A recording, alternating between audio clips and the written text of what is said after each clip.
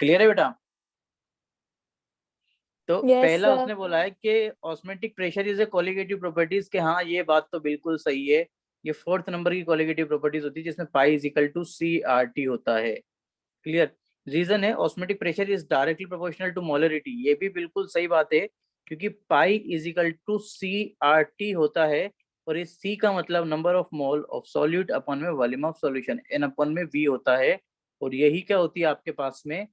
मोलेरिटी, mole of solute अपन में volume of solution, मोलेरिटी के। हाँ ये बात भी बिल्कुल सही है। क्लियर? अब मोलेरिटी है तो ये एन जो है ना आपके पास में ये होगा गिवन मास मतलब W1 अपॉन में M1 इंटू वी। तो पाई जो आएगा आपके पास में वो इनवर्सली प्रोपोर्शनल आएगा किसके? एम के। तो अगर ये कॉलिगेटिव प्रॉपर्टी है पाई तो ये मोलर मास के इनवर्सली प्रोपोर्शनल है। इसका मतलब असेशन और रीजन दोनों सही हैं। Clear?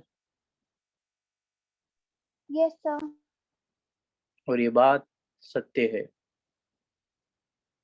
Clear? Yes simple, typical या बहुत हार्ड? सिंपल। ओके ओके, आगे चलें। What happen when A pressure greater than, बेटा पहले वाला समझ में आया या नहीं आया कि सर एक बार वापस से रिपीट कर दो थोड़ा सा प्लीज प्लीज प्लीज। आ गया? ओके। पहले वाले का आंसर ए है ना? हाँ पहले वाले का करेक्ट आंसर इज ए, के असेशन भी सही है, ऑस्मेटिक प्रेशर क्वालिटेटिव प्रॉपर्टीज होती है, और रीजन भी सही है कि रीजन अपन के पास में जो था वो था osmotic pressure is direct proportional to molarity. Molarity का मतलब होता है आपके पास में एन अपॉन में वी, और एन का मतलब होता है गिवन मास अपॉन में मोलर मास इनटू वी। तो पाई जो है अपन के पास में वो इनवर्सली प्रोपोर्शनल आ रहा है मोलरिटी के, जो कि कोलिगेटिव प्रॉपर्टीज की एक निशानी होती है। नेक्स्ट बेटा, what happen when A pressure greater than A osmotic pressure is applied on the solution side separated from solvent by a semi permeable membrane, क्या होगा? Reverse osmosis. Reverse osmosis. हम्म, सबको बताइए यस सर। यस। इसको क्या बोलते हैं no बेटा? सर। नहीं पता? रिवर्स चलो ठीक है। Reverse what happen when A osmosis. Pressure greater than osmotic pressure is applied on the solution side. देखो बेटा मैंने आपको ये बताया था कि अगर एक कंटेनर है, क्लियर, एक तरफ आपके पास में कॉन्सेंट्रेशन C2 है, एक तरफ कॉन्सेंट्रेशन C1 है। क्लियर? या फिर मैं बोल दूंगा कि इस तरफ मान लीजिए आप सॉल्यूशन है और इस तरफ आपके पास में सॉल्वेंट है। क्लियर? और ये जो है आपके पास में कंटेनर फर्स्ट है और ये कंटेनर टू है। कंटेनर फर्स्ट का कॉन्सेंट्रेशन कंटेनर टू से कम है। क्लियर? क्योंकि कंटेनर फर्स्ट में ओनली सॉल्वेंट है और कंटेनर टू में आपके पास में सॉल्यूशन भी है, जिसका मतलब सॉल्वेंट वहाँ सॉल्यूट वहाँ पर है। क्लियर? तो यहाँ पर होने वाला क्या है बेटा कि कुछ पार्टिकल इधर से इधर जाना स्टार्ट हो जाएंगे, जिसको बोलेंगे अपन के ऑस्मोसिस भैया स्टार्ट हो चुका है।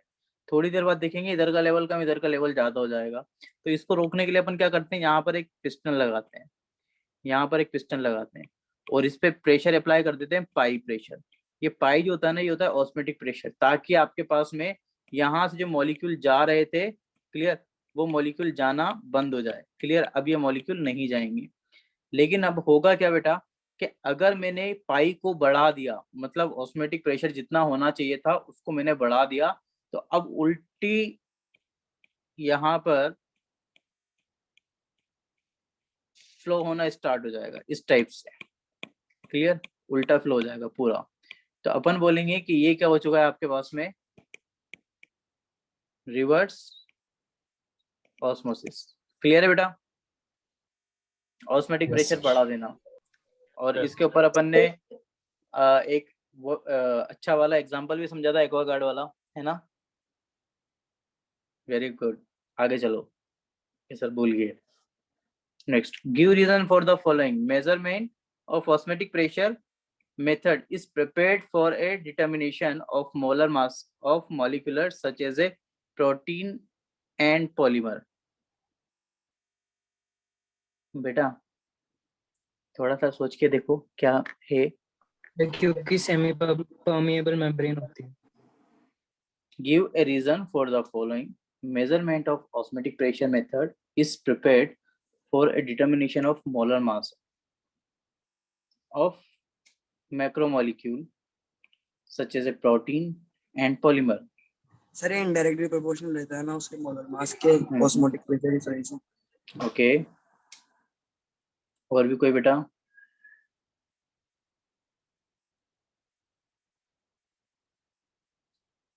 और बेटा?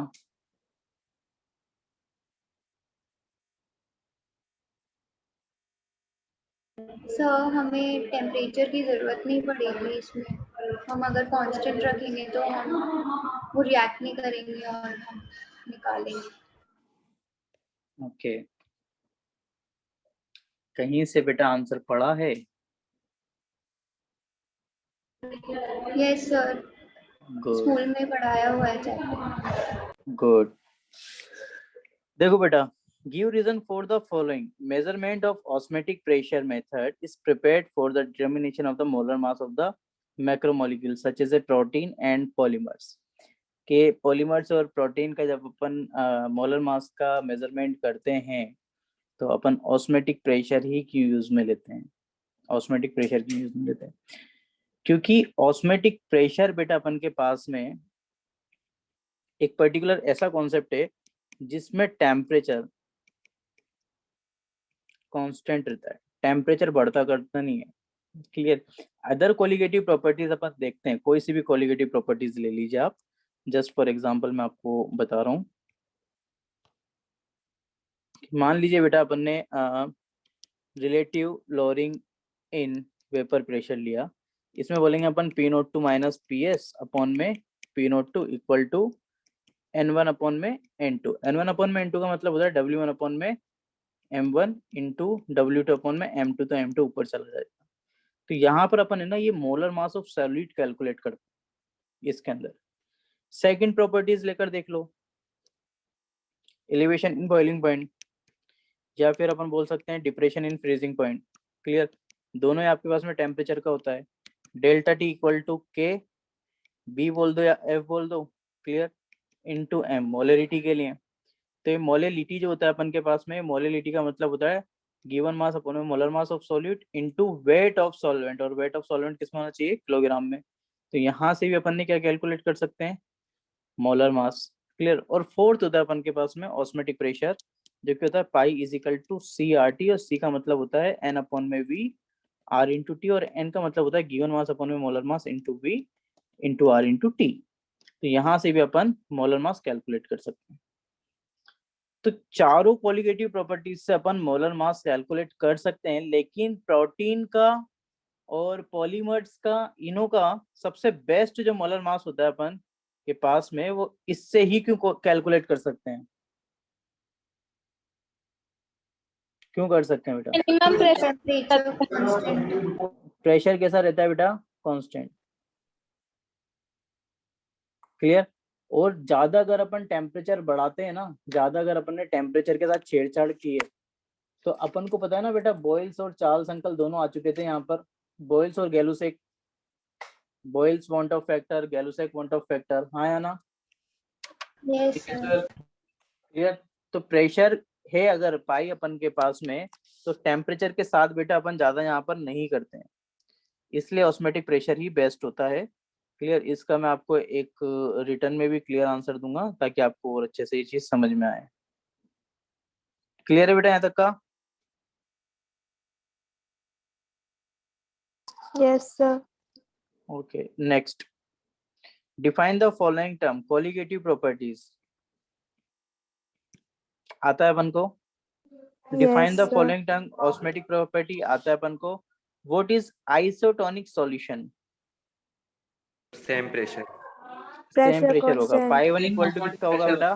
पाई 2 होगा। Define the following term molar elevation constant. Molar elevation constant पता है ना अपन को कि एक डायरेक्टली प्रोपोर्शनल कांस्टेंट था के, और उसके साथ में अपन ने मिलाया था M2 को। M2 का मतलब मोलर मास ऑफ सॉल्वेंट, तो अपन के पास में के भी बना था। क्लियर? या फिर अपन अगर के एफ में बात करेंगे तो भी आपके पास में ये आएगा, के बी और के एफ। क्लियर है बेटा? Yes sir. कांस्टेंट ये, और इसकी पर्टिकुलर एक डेफिनेशन भी अपन लिख सकते हैं, और अपन ये भी जानते हैं कि delta T equal to K B बोल सकते हैं इनटू एम, और के बी कितना होगा अपन के पास में, के बी होगा डेल्टा टी, अगर बॉइलिंग पॉइंट के लिए बात करेंगे तो टी बी आ जाएगा, और फ्रीजिंग पॉइंट के लिए बात करेंगे तो टी एफ आ जाएगा अपॉन में एम, और इससे अपन इसकी यूनिट भी निकाल सकते हैं, केल्विन मोल इनवर्स। आगे बोलो बेटा। Joule inverse. किलोग्राम।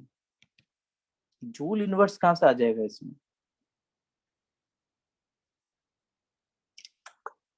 सर हम तो सर हम तो सब भूल गए सर, क्या बात कर रहे हो आप sir? Delta TB equal to कितना था बेटा? KB into M. KB equal to कितना होगा? डेफिनेशन बता दो वर्ड्स में, हम वर्ड में क्या डिफाइन। मोल अपॉन में किलोग्राम, किलोग्राम तो ऊपर आ जाएगा तो केल्विन केजी मोल इनवर्स हो जाएगा ना बेटा इसका यूनिट। हाँ बेटा बोलो। सर इसकी एक बार डेफिनेशन बता दो ना, ताकि जैसे कोई हम लिख सकें उस definition.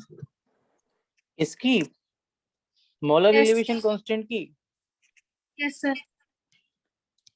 The elevation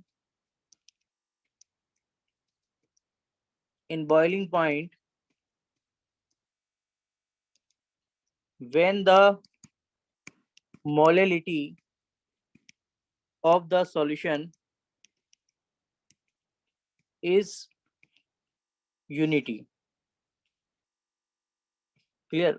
unity, molarity का यूनिटी होने का मतलब समझ में आता है?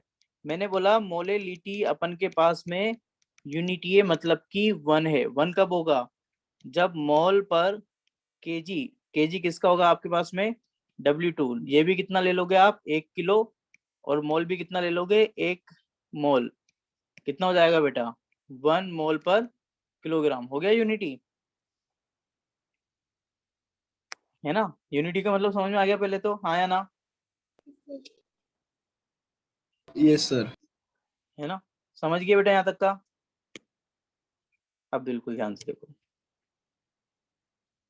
Molarity is the solution is unity. Unity का मतलब क्या होता है बेटा? मैं आपके लिए चलो लिख भी देता हूँ। यूनिटी का मतलब होता है 1 mole of solute present in 1 kilogram solvent. Clear?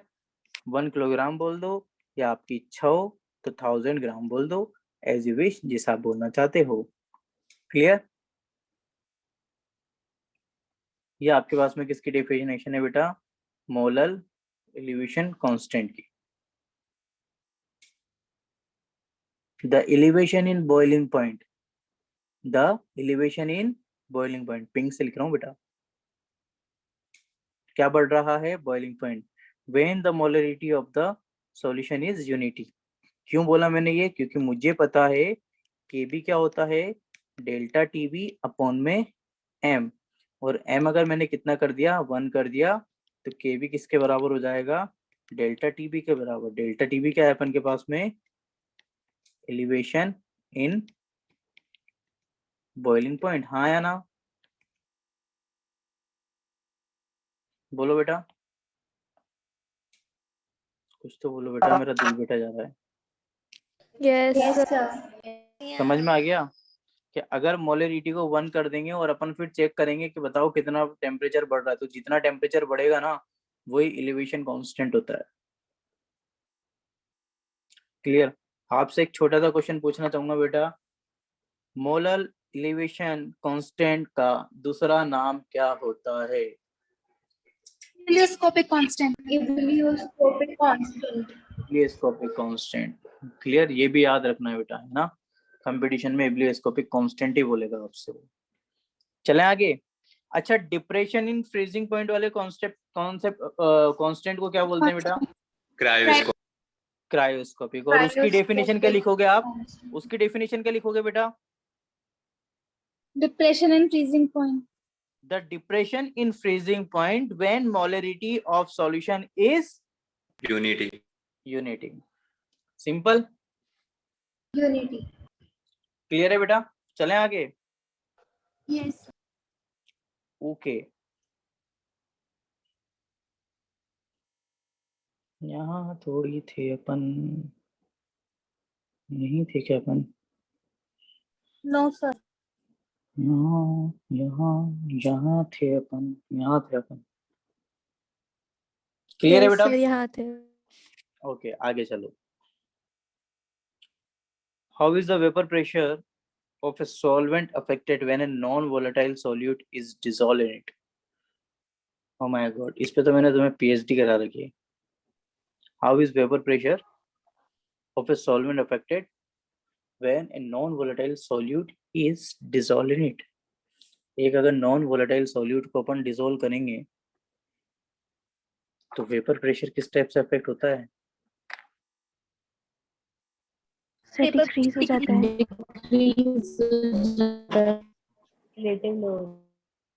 इसे ही क्या बोलते हैं? Relative lowering in vapour pressure. Clear कि प्योर सॉल्वेंट का सर जो वेपर प्रेशर होता है ना, प्योर सॉल्वेंट का जो वेपर प्रेशर होता है उससे कम हो जाता है वेपर प्रेशर। कब होता है ये? जब किसी नॉन वोलाटाइल सॉल्यूट को अपन मिलाते हैं। क्लियर है बेटा? Yes sir. यहाँ तक कितने बच्चों को समझ में आई बात? समझ गए क्या बेटा? Yes sir. Yes sir. Yes sir. आगे चला। Yes sir. Yes. देखो बेटा, next question, explain the following boiling point elevation constant for the solvent.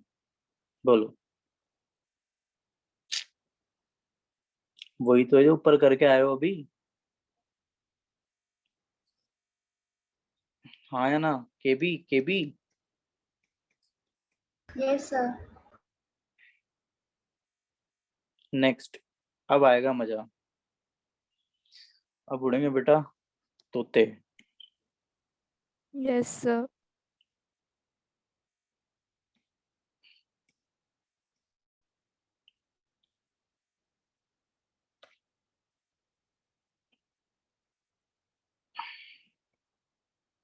लो,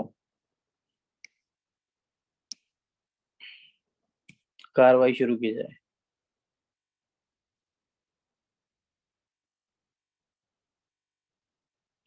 बेटा यस सर। ये जो क्वेश्चन है, सबसे पहले तो अपन को जब भी न्यूमेरिकल दिया जाए तो आपको पता है ना क्या करना होता है? सबसे पहले लिखना होता है अपन को गिवन। जिन स्टूडेंट्स को न्यूमेरिकल नहीं आता बेटा, वो सबसे पहले हमेशा गिवन लिखा करो। For a 5% solution of urea. Clear? क्या दिया है अपन को? सोल्यूट दिया है यूरिया। क्लियर? चलो यूरिया का अपन को फॉर्मूला नहीं पता, वैसे तो फॉर्मूला होता है NH2CO NH2, अपन को नहीं पता, इसलिए बेटा एग्जामिनर ने आप पे दया करते हुए उसका मोलर मास भी दिया है। मोलर मास ऑफ सॉल्यूट मतलब कि M1 कितना दिया बेटा? 60 ग्राम पर मोल। फिर उसने बोला है ये जो यूरिया का सॉल्यूशन है ना, ये 5% सॉल्यूशन है यूरिया का। कितने परसेंट है बेटा ये? 5%। मुझे तो बस ये समझा दो कि इस लाइन का क्या मतलब हुआ, 5% का क्या मतलब हुआ? 5 gram 5 grams in 100 ml. 100 ml. 5 gram. Very good. इसका मतलब बेटा ये हुआ कि गिवन मास ऑफ सॉल्यूट मतलब कि यूरिया, ब्रैकेट में लिख देता हूँ यूरिया, जो कि W1 से रिप्रेजेंट करेंगे, ये अगर 5 ग्राम होगा ना, क्लियर, तो गिवन मास ऑफ सॉल्वेंट, कुछ भी हो सॉल्वेंट अपन को मतलब नहीं है, W2 कितना होगा बेटा, लेकिन 95 ग्राम। तभी तो दोनों मिलकर कितना बनाएंगे? 100। 5% का मतलब कितना होगा बेटा? 5% का मतलब होगा आपके पास में 5 ग्राम। अगर वो बोलता 10% है तो 10% सॉल्यूट होता, बाकी सॉल्वेंट होता। अगर वो बोलता 15% है अपन के पास में, तो 15% सॉल्यूट होता, बाकी का बचा हुआ सॉल्वेंट होता, सॉल्यूट होता, सॉल्वेंट होता। इस टाइप से चलता है। क्लियर? तो ये भी अपन को समझ में आ गया। इसके बाद उसने बोला कैलकुलेट द ऑस्मोटिक प्रेशर 8। अच्छा ठीक है, टेम्परेचर भी दे दिया उन्होंने भैया ने। टेम्परेचर कितना दे रखा है? 300 केल्विन। अगर डिग्री सेल्सियस में देता ना तो केल्विन में अपन कन्वर्ट करते। और देखो कितने ईमानदार हैं, इन्होंने आर की वैल्यू भी दी है। इनको पता है कि दुनिया में बच्चे बहुत dash dash dash dash type के होते हैं। बायो वाले बच्चे भी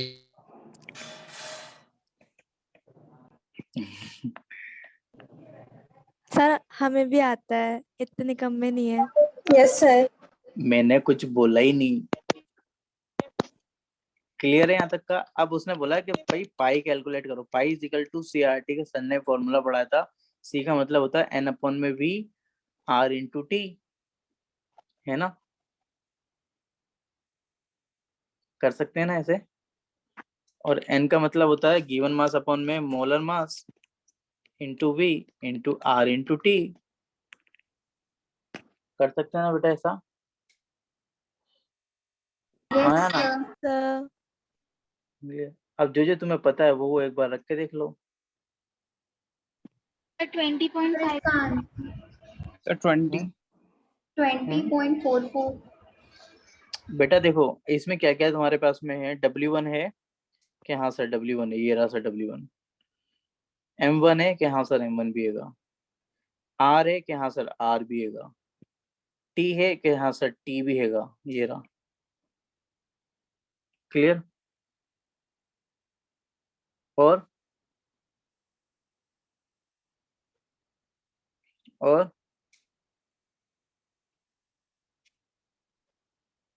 V है। सर वॉल्यूम को हम लोग 100 ml से लीटर में कन्वर्ट करते हैं। V है क्या बेटा? V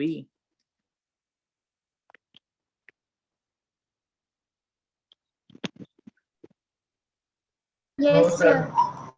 yes sir 100 sir ml 5% में से निकालेंगे। V कितना मानेंगे बेटा? 5% में से निकालेंगे।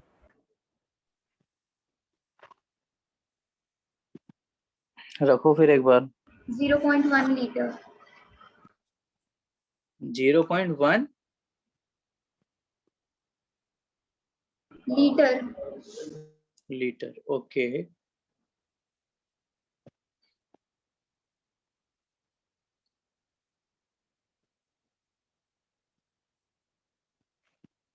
सर 20.52 आ रहा है। ओके मेरा तो फिक्स 20 आ रहा है। Okay sir 20.44। ओके। आपने V कितना रखा है बेटा? 1/10 सर 0.1 लीटर। 0.1 लीटर। अब बिल्कुल एक चीज बेटा ध्यान से सुनना, न्यूमेरिकल के तौर पर पूरा फोकस करना। ये 2020 का क्वेश्चन है। क्लियर? पूरा ध्यान से एक चीज समझ लेना बेटा। ऑस्मेटिक प्रेशर जो होता है ना पाई, वो होता है CRT। C का मतलब होता है कॉन्सेंट्रेशन। C का मतलब क्या होता है बेटा? कॉन्सेंट्रेशन।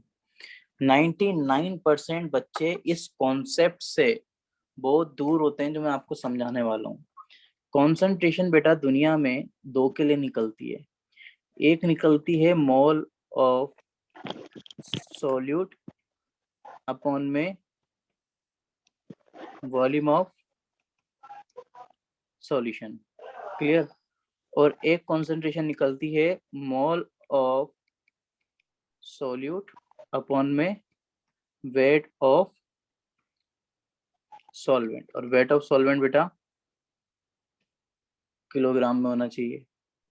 यहाँ पर वॉल्यूम ऑफ सॉल्यूशन आपके पास में लीटर में होना चाहिए। क्लियर?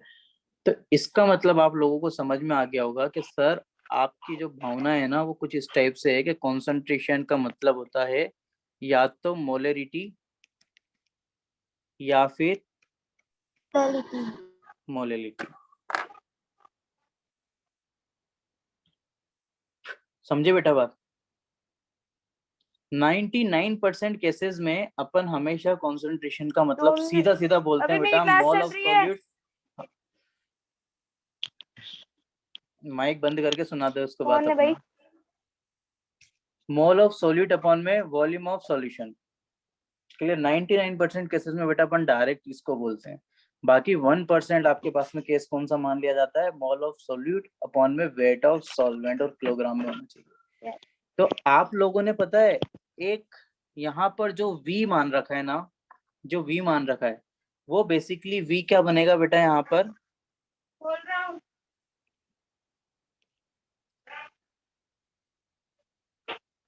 देखो दुनिया में कलाकार, ये जो V मान रखा है ना बेटा, V की जगह क्या मानना पड़ेगा अपन को यहाँ पर? W। और W किसका? 2 का, वेट ऑफ सॉल्वेंट। क्योंकि कॉन्सेंट्रेशन के दोनों मतलब होते हैं बेटा, कॉन्सेंट्रेशन के ये दोनों ही मतलब होते हैं।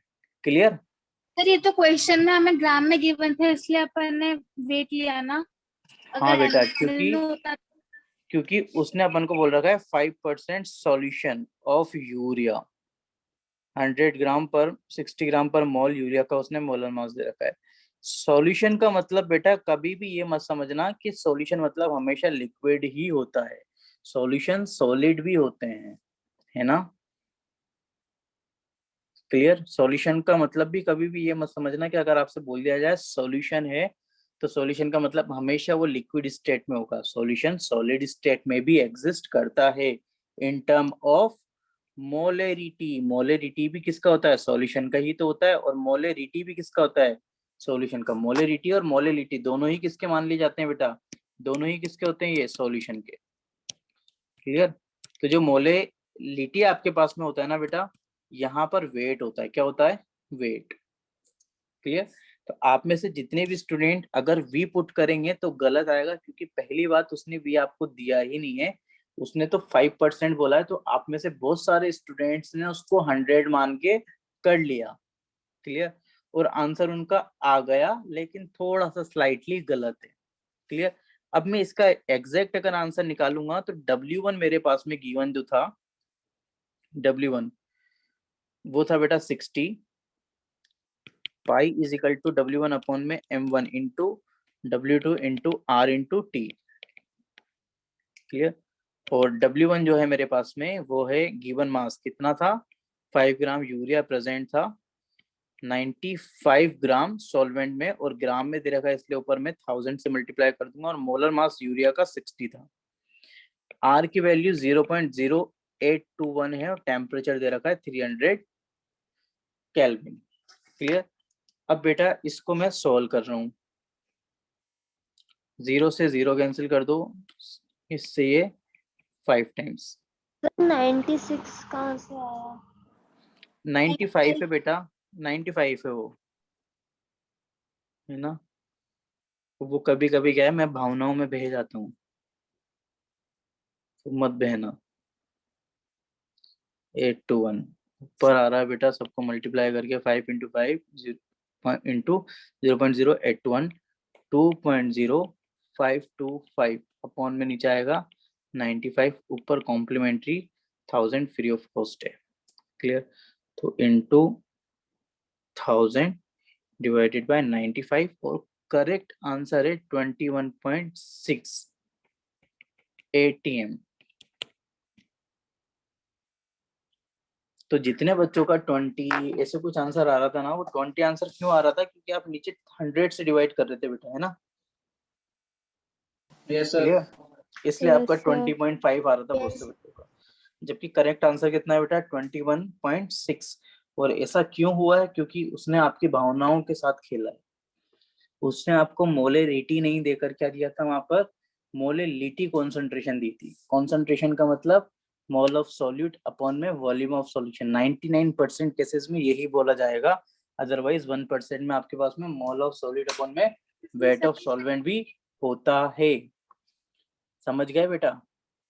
सर वो केस कैसे पहचानेंगे? तो अरे ऐसे पहचानोगे ना बेटा कि उसने कुछ दिया ही नहीं है वहां पर।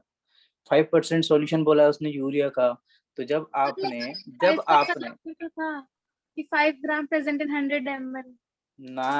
नहीं, जब आपने बेटा ये मान लिया कि एक आपके पास में ग्राम में हो तो दूसरा ml में कैसे ले सकते हो? सोचो ना जरा एक बार। एक को तो अपन ने ग्राम में ले लिया कि सर हमने सॉलिड को तो ग्राम में ले लिया, और इसको फिर हम किस में लेंगे भाई? ये भी ऑब्वियसली ग्राम में आएगा, है ना? सोच के देख लो एक बार, यस सर। लगा लो दिमाग अपना, है ना? ऐसे ही तो होगा बेटा। सर लेकिन परसेंटेज बाय वॉल्यूम तो ये कहता है ना, ग्राम पर मिलीलीटर। बेटा समझना मेरी बात को, मेरी भावनाओं को समझना। अगर वो आपसे ऐसे बोलता ना कि 5% W/V सॉल्यूशन, तो इसका मतलब होता है 5 ग्राम solute present in 100 milliliter solution, है ना? क्वेश्चन में सॉल्यूशन का लेकिन इसमें आपको W/V नहीं बोला ना उसने, सॉल्यूशन का अमाउंट इसमें उसने आपको W/V नहीं बोला बेटा, उसने आपको कुछ नहीं बोला। तो जो एक को मानोगे वही तो दूसरे को मानना पड़ेगा ना, है ना? क्लियर है बेटा? Yes sir yes sir. बेटा ये न्यूमेरिकल्स हैं, है ना? यस सर ये न्यूमेरिकल्स हैं, एक ही बार मेहनत लगेगी इनको सीखने में, भगवान कसम जिंदगी में देखते उड़ाओगे आप। सर ये न्यूमेरिकल की शीट आपने स्टडी मटेरियल में डाल दी क्या? ये PYQs की, यस सर। PYQs नहीं डाले बेटा, PYQs मैं कहाँ से मिलेंगे सर ये? PYQs अपन सोल्व करेंगे एक एक, फिर उसके बाद मिलेंगे आपको, जब मैं सोल्व करा दूंगा ना आपको, यस सर। उसके बाद दूंगा बेटा। शीट भी तो दे रहे थे ना सारे चैप्टर्स की हर सब्जेक्ट में। क्या बेटा? एक बुकलेट दे रहे थे ना सर, मॉड्यूल टाइप सी। बिल्कुल बिल्कुल दे रहे हैं बेटा, वो बुकलेट आएगी आपकी। लॉकडाउन की वजह से अभी थोड़ा सा उस पर रुका हुआ है, क्लियर। भारत सरकार ने कुछ प्रतिबंध लगा रखे हैं उस पर, गैर कानूनी बता दिया उसको, लेकिन अपन उसको फिर भी इनलीगली लॉन्च कर ही देंगे। बेसिकली ऐसा है बेटा कि जहां पर बुकलेट्स प्रिंट्स हो रही है ना, जहां पर होती हैं, सब बंद है, सब बंद है। कैसे क्या करें बताओ? जेरोक्स ही करवानी पड़ेगी उसकी, और जेरोक्स की दुकानें भी बंद है, जहां पर जेरोक्स से भी होती है ना वो भी बंद है। और एक दो थोड़ी ना होती है बेटा, जैसे मान लो मैंने 100 स्टूडेंट्स हैं 12th क्लास में जिनकी फीस डिपॉजिट है, उनको देना है, और अगर सिर्फ मैं केमिस्ट्री की दूंगा ना तो केमिस्ट्री की बुक में बेटा 300 से ज्यादा पेज, ऐसे आपके पास में 4 सब्जेक्ट्स की आएंगी अभी, क्लियर। तो ये कितने पेज हो गए बेटा? 100,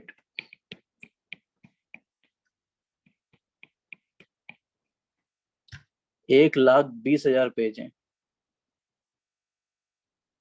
इतने पेजेस किसी के पास नहीं है अभी मार्केट में पूरे। कोई अगर कोई गली मोहल्ले में छोटा मोटा कर भी रहा होगा ना तो उसके पास में 1,20,000 पेजेस नहीं है। ये तो सिर्फ 12th का है, ऐसे ही 10th का भी आएगा, 9th का भी आएगा, बहुत कुछ आएगा। कम से भी कम नी करके भी बेटा 2-2.5 लाख से ऊपर पेजेस प्रिंट होते हैं एक स्लॉट में, एक स्लॉट में जाएंगे 2-2.5 लाख से ऊपर पेजेस। इतनी समस्या आ रही है अभी, समझ रहे हो आप? कितने पेड़ यस क्लियर। इसलिए अभी आपके पास में बेटा जो ऑनलाइन का प्लेटफॉर्म लॉन्च करा है ना, वो इसी वजह से करा है ताकि आपको कहीं से कहीं तक प्रॉब्लम नहीं आए, आप अपनी प्रैक्टिस को बूस्ट ही रखें, प्रैक्टिस आपकी अच्छी तरीके से चले आगे। Yes sir yes sir. Clear करो बेटा। विशा took to aqueous solution.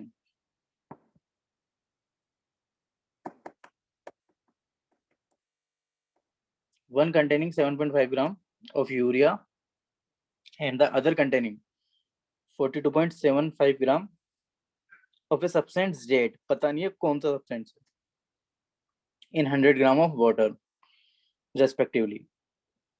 It was observed that both the solution froze at the same temperature. Calculate the molar mass of Z. अगर दोनों सेम टाइम पर ही फ्रीज हो रहे हैं तो Z का क्या मोलर मास होगा? देखो पहले मैं आपको एक चीज समझा देता हूं कि ए के विषा, इसको थोड़ा बीच में ले लेते हैं। इसके हाथ में बेटा दो सॉल्यूशन है। कितने सॉल्यूशन है? दो। एक में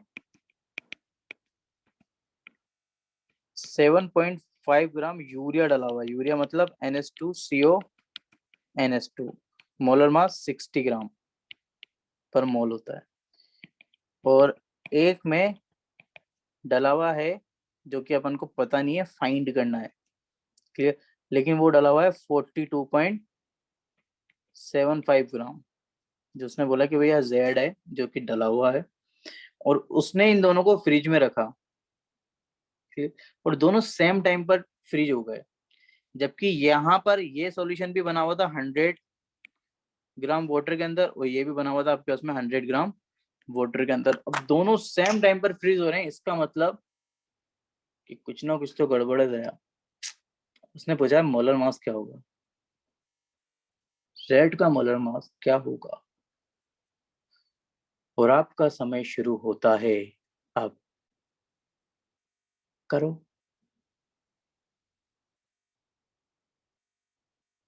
100 ग्राम वाटर में प्रेजेंट है बेटा। वाटर जो है ना वो सॉल्वेंट है, और सॉल्वेंट का वेट दे रखा है 100 ग्राम। मत पहला है ना सी वाले कॉन्सेप्ट में, मोलरिटी और मोलिलिटी में, क्लियर। वापस से वही कॉन्सेप्ट में खेला है, और ये भी 2020 का ही है, ये भी 2020 का ही है। मतलब पहला क्वेश्चन जितने बच्चों ने गलत किया होगा, दूसरा भी उतनों ने गलत किया होगा, और पहला क्वेश्चन जिन्होंने सही किया होगा सेकंड भी सही गया होगा उनका, क्योंकि उन्होंने कॉन्सेंट्रेशन को क्या लिया होगा, मोल ऑफ सॉल्यूट अपॉन में वेट ऑफ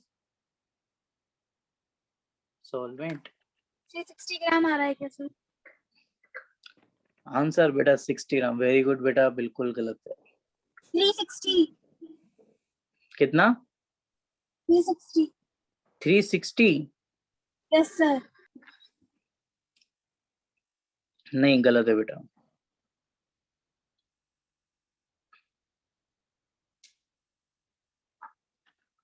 ये सब प्रीवियस ईयर्स का है, क्वेश्चन है।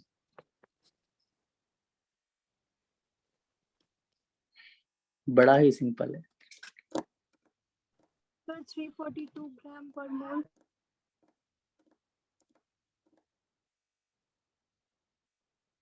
क्या बेटा? सर 342 ग्राम पर मोल। 342 ग्राम पर मोल। Okay,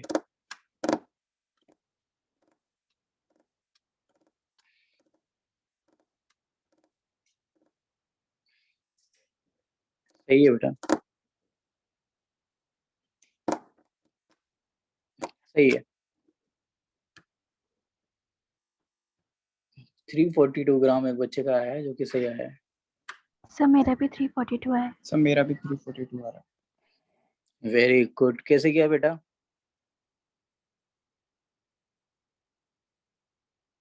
sir depression and freezing point वाला फॉर्मूला लगा के डेल्टा टी तो दोनों को इक्वल कर दिया। Yes sir. Good, very good.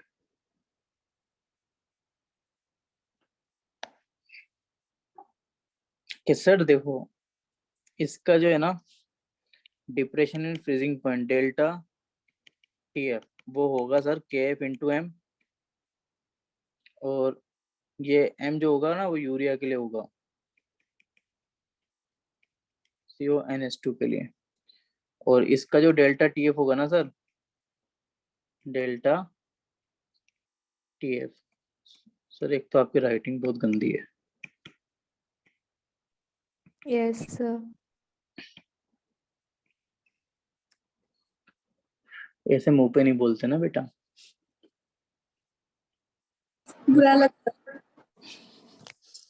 बुरा लगता है भाई। हर्ट होता है। ड्राइंग तो उससे भी ज्यादा बुरी है।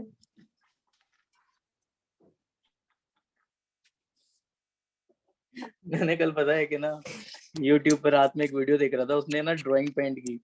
मैंने उसकी तरह ही ड्राइंग पेंट करने की कोशिश की, इतनी गंदी बनी थी। मैंने वो डिलीट भी कर दी थी। शायद हो सकती है इसमें, मैं रिसाइकल में देखता हूँ मिल रहा है तो कहीं। शायद नहीं मिलेगी बेटा, नहीं मिलेगी। ओ सर क्या बनाया था? क्या क्या मैंने ड्राइंग की थी? हैंड बनाया था, हाथ बनाया था बेटा। बहुत गंदे हुए। क्लियर। तो देखो बेटा भाई, बॉइलिंग पॉइंट अगर सेम आ रहा है, फ्रीजिंग पॉइंट अगर उनका सेम आ रहा है तो डेल्टा, इससे तो ये मतलब दोनों आपस में सेम है ना, तो K B into M equal to K B into M होगा। अब ये तो कांस्टेंट है जो कि कैंसिल आउट हो जाएगा। दोनों का मोलरिटी आपको क्या करनी थी, इक्वल करनी थी। क्लियर। दोनों की मोलरिटी क्या करनी थी बेटा, बस इक्वल करनी थी।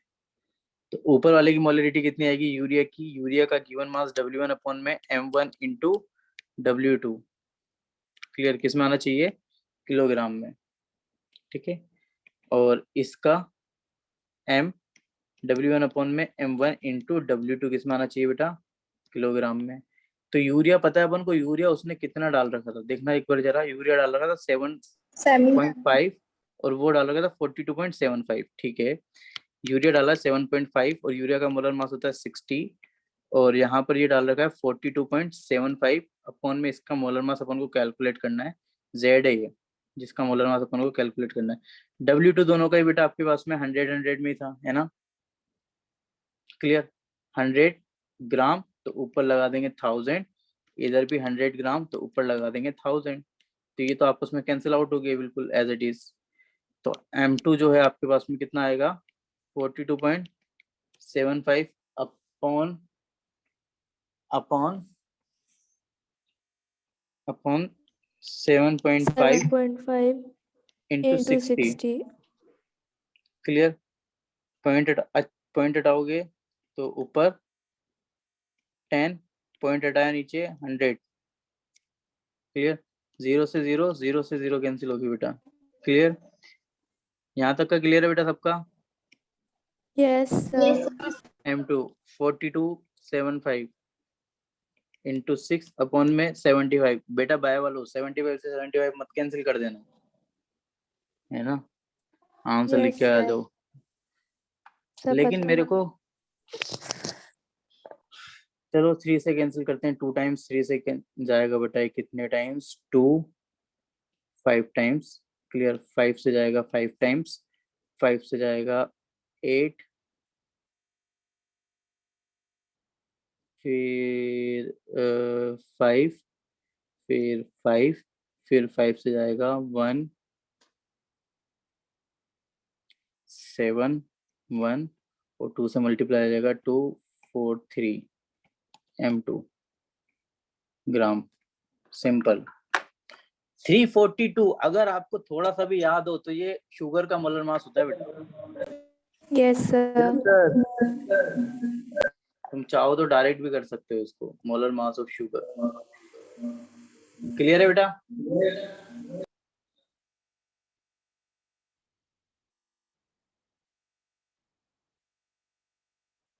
क्लियर है बेटा।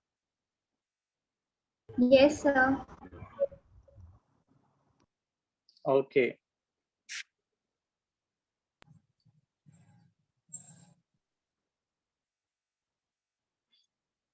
आगे चलें। Yes, sir.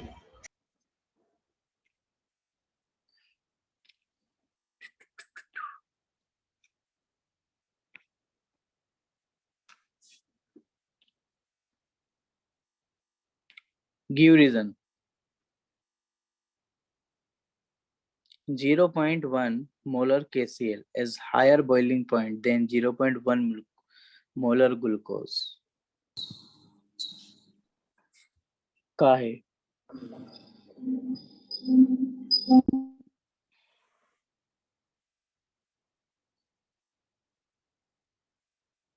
बोलो बेटा।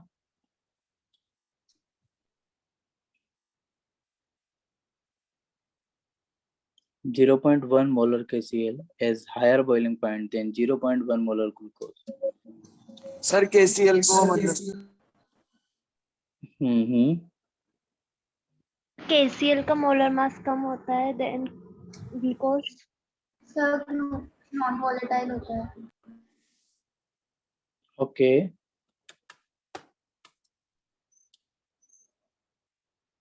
सर और ये इलेक्ट्रोलाइट है तो ये ना डिसोसिएशन पे 2 आयंस रिलीज। दोबारा बोलना बेटा एक बार। सर ये इलेक्ट्रोलाइट है इसलिए डिसोसिएशन पे 2 आयंस रिलीज करेगा तो इसके नंबर ऑफ मोल्स बढ़ेंगे। Okay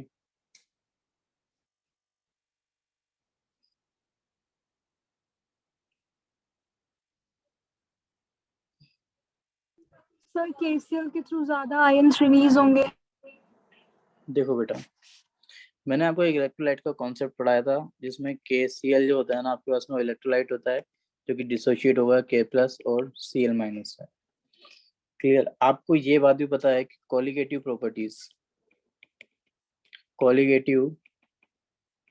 properties number of solute particles पर डिपेंड करती है। ये मैंने सबसे पहले पढ़ाया बेटा आपको। कॉलिगेटिव प्रॉपर्टीज जो होती है ना वो सॉलिड पार्टिकल्स पर डिपेंड करती है ना।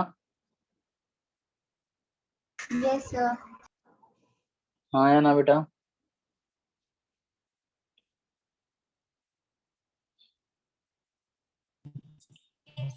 है ना।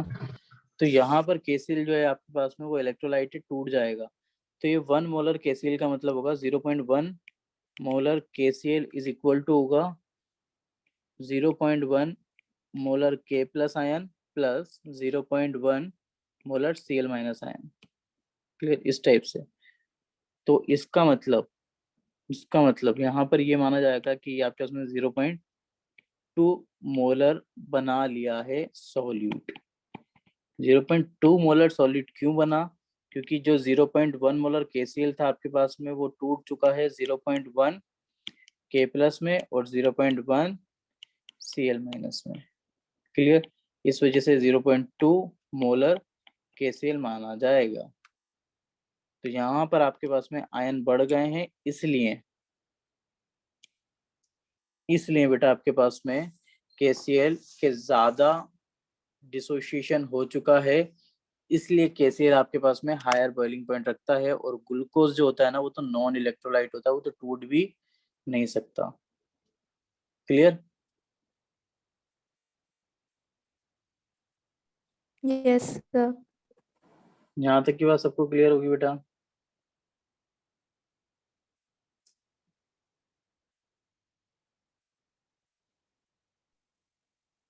आगे चलें। Yes sir. ओके नेक्स्ट है आपके पास में meat is preserved for a longer time by salting. क्यों?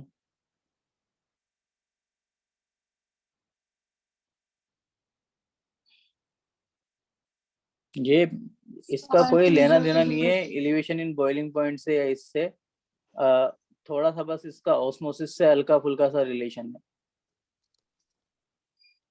सर हाइपरटोनिक और हाइपोटोनिक सॉल्यूशन। गुड बेटा।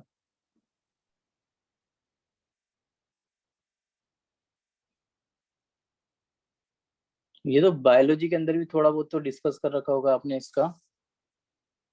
Yes sir. केंचुए पे अगर नमक छिड़क दो तो वो मर जाता है सर, वो अपना मॉइस्चर लूज कर देता है तो सर वेरी वैसा गुड ही।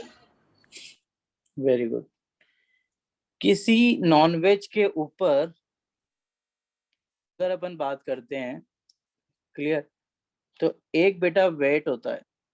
क्लियर। मतलब अपन बोल सकते हैं कुछ वाटर मॉलिक्यूल्स होते हैं मॉइस्चर्स होता है ठीक। और जब इसके ऊपर सॉल्ट डाल दिया जाता है तो सॉल्ट आपके पास में इस मॉइस्चर को एब्जॉर्ब कर लेता है, clear.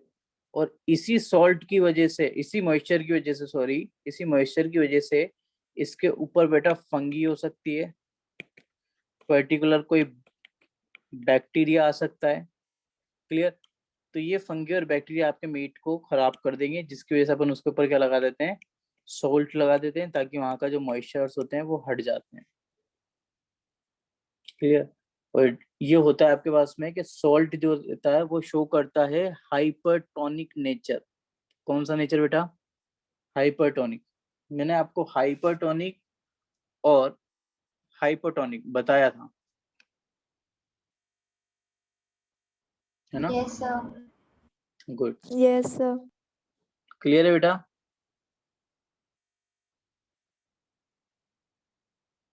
Yes sir. Next, calculate the freezing point of solution. बेटा एक काम करो,